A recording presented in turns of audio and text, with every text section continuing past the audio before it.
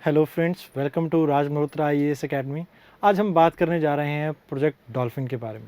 Project dolphin आप अपने environment के जीएस पेपर 3 से कनेक्ट कर सकते हैं, प्लस प्रीलिम्स में भी इसकी इम्पॉर्टेंस बहुत ज़्यादा है क्योंकि रिसेंटली प्रधानमंत्री मोदी जी ने अपने 15 अगस्त के भाषण में इसके बारे में बात की है।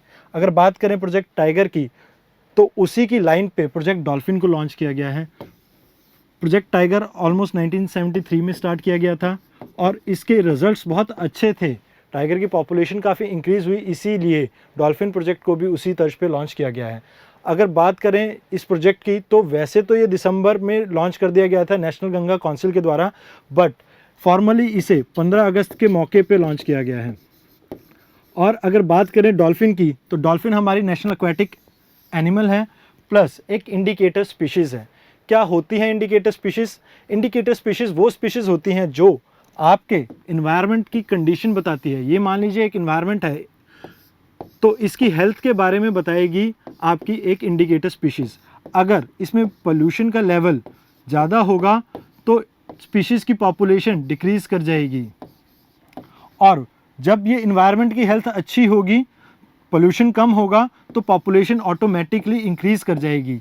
अगर बात करें डॉल्फिन की, तो ये हमारे गंगा, ब्रह्मपुत्र, मेघना बेसिन में मिलती हैं, प्लस कर्णफुली और संघऊ रिवर बेसिन में भी पाई जाती हैं।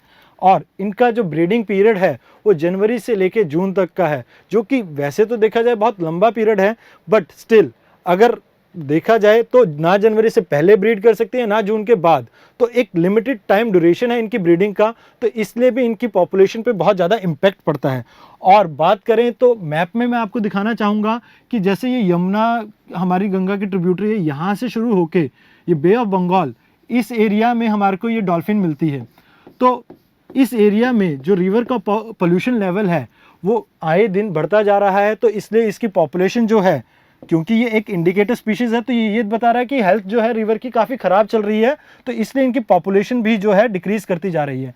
एक इंटरनेशनल केस स्टडी हम आपके साथ डिस्कस करते हैं, जहाँ पर हम बात करेंगे सैल्मन फ़िश की। जो सैल्मन फ़िश है वो रियान रिवर और नॉर्थ सी के आसपास के एरिया में मिलती है। बेसिकली क्या हुआ कि 1958 के आसपास यहाँ पर एक केमिकल डिज़ास्टर होता है, जिसके कारण आसपास के इस रिवर के एरिया में पोल्यूशन लेवल इंक्रीज़ हो जाता है और सैल्मन की पॉपुलेशन डिक्लाइन करने लगती है। जो सैल्मन फ़िश है उसकी पॉपुलेशन डिक्लाइन करने लगती है। तो ये जब पॉपुलेशन डिक्लाइन हुई, तो जो आसपास की कंट्रीज़ हैं जैसे बेल्जियम, लग्जमबर्ग, जर्मनी, नीदरलैंड और स्विट्ज़रलैंड, इन सब कंट्रीज़ ने मिलके एक एक्शन प्लान तैयार किया जिसका नाम था रियान एक्शन प्लान, जो कि 1987 में लॉन्च किया गया था, बट इसकी तैयारी 1986 के आसपास ही स्टार्ट कर दी थी। तो इस एफर्ट से जो सैल्मन फ़िश की पॉपुलेशन है वो वापस इस रिवर में आई और उनकी ग्रोथ हुई। मतलब कि मैं आपको ये कहना चाहूँगा कि पॉपुलेशन अगर डिक्लाइन कर रही थी तो इन्होंने टोटल रिवर्स कर दिया, पॉपुलेशन अब इंक्रीज़ करने लग गई। तो सेम हम प्रोजेक्ट डॉल्फिन में भी करना चाहते हैं, तो इससे हम कुछ विचार ले सकते हैं, मतलब कुछ सुझाव या कुछ इंस्पिरेशन वगैरह। और अगर बात करें तो जो पोल्यूशन लेवल है गंगा बेसिन का, वो मेजर एक रीज़न है जिसके कारण इस डॉल्फिन की पॉपुलेशन जो है वो कॉन्स्टेंटली डिक्लाइन कर रही है। जैसे कि हमारे आसपास के एग्रीकल्चर फील्ड का कचरा, प्लस हमारी इंडस्ट्रीज़ जो लेदर इंडस्ट्री वगैरह जो वहाँ पर है, उस सभी जो प्रॉब्लम एरिया है, इसी के कारण जो है पॉपुलेशन इस डॉल्फिन की डिक्रीज़ कर रही है। और अगर बात करें तो डॉल्फिन एक इंडेंजर स्पीशीज़ है जो कि शेड्यूल 1 में आती है हमारे वाइल्ड लाइफ प्रोटेक्शन एक्ट 1972 के तहत। और इसके लिए हमने बहुत सारे प्रोजेक्ट वगैरह चलाए थे, प्लान्स तैयार किए थे।